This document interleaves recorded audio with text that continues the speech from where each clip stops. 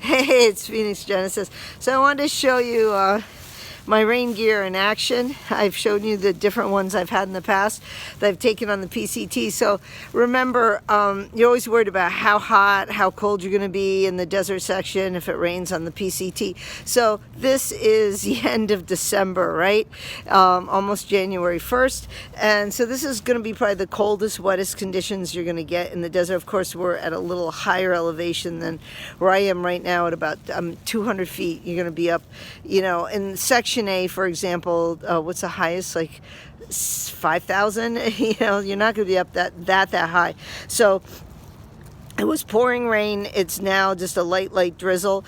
And again, the $1 Walmart rain poncho covers everything. It covers my jacket, it covers my shorts, and it covers, if you can see it, I don't know if I can get it around there. If you can see, hopefully it covers my pack. And I do have a little bit bigger pack, but I'm still ultralight. And then I'll either tuck it under my ball cap or I tucked it here under my beanie. And I wear a scarf as well, so my neck is nice and warm. And I have my Reebok wind jacket, which is more water resistant than my Mountain Hardwear one, since it's a whole extra ounce, and it's black, so it's drying fast. And I have a lightweight thermal, and that's it. Just cotton polyester blend t-shirt and my cycling shorts, and it works fantastic. This thing is wet. You can see the dog is, hopefully you can see, dog is wet. Both dogs are wet. We just had a nice several mile walk, and this water resistant jacket was wet, but it dries very quickly once it stopped raining. It's like actually stopped just drizzling too, and it's almost completely dry. It never wetted through. It keeps me warm because we have this nice opening here. I don't need something with pit zips. The frog togs, yes, it works even with a lot of duct tape. The problem with the frog togs is you sweat. It's a sweat factory that makes me feel miserable. This, I have absolutely no sweat. It's fully ventilated, and as far as it blowing around, if it's windy, you can just kind of tie it up with some paracord. Bring a little paracord, or even just tie a little, kind of roll it up, tie a little makeshift knot around it.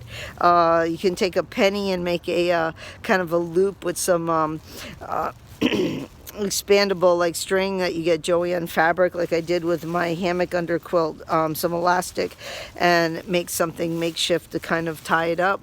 But this is fantastic. It's, you're got to be careful not to rip anything. Of course, all your even expensive gear can rip. Another thing, having this long like this, I can go over here and I can sit on the ground. So like if I go on the stair stoop, my neighbor's stair stoop, and it's a little wet right here, I can just, put this under me and sit on the ground, and, it's like a polycryo ground sheet, and I don't have to pull out my bike. No, please don't rip it, dog. Yeah, hi. You want to say hi? He's all wet, and I don't want this ripped. So anyway, and now I have like something to sit on as well, on a rock for a minute, if I want to get under a tree, and if it's getting really bad, thunder, lightning, wait out the rain.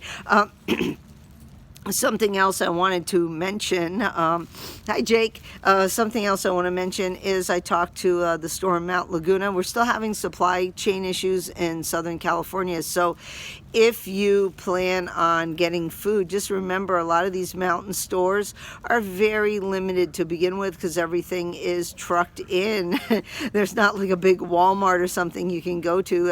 All these supplies are trucked in. They're going to be more expensive, and we have inflation, and a lot of things that were easier to get are now harder to get. So maybe you want boxes for yourself if you're more selective in your eating. Also, if you have, I know a couple people this year are going to have people follow them along, kind of as support teams on their hikes. So just remember, if we're going to have a lot of rain like we have, which equates to a lot of snow in the mountains, and you're starting, say, the beginning of March, you may want to check out the snowplow sites to see. They'll tell you whether you need to carry chains with you to put on your tires, and some places just won't let you drive on the roads without the chains, like up in Julian. So just something to think about if you have a support team.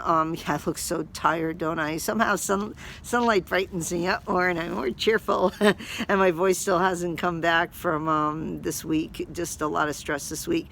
Anyway, that's it. Phoenix Genesis. I'm getting ready to hike on the trail and do some shakedown hikes. I've got, I'm still waiting for my board gear bivvies, which are very exciting, the Cuban fiber ones. Keep my sleeping quilts clean depending on which one I take. For my cowboy camping, which is my preferred method of sleeping. I'm so lazy, I don't want to set up a tent. Even my hammock takes effort. I just want to get my little bivvy, go to sleep, get up and hike. And I'm also waiting on my new iPhone, which should be here tomorrow. I have to sign for it, so that's better, no one steals it. But I've got my new iWatch, which was a Christmas gift from a friend, and I got also a new iPhone as well. The 7's kind of old now, and I just wanted something that I could rely on, a little bit more faster charging, holds the charge better for those long stretches of trail. Anyway, I'm so excited for this year on the PCT. I'll talk to you later. Bye-bye.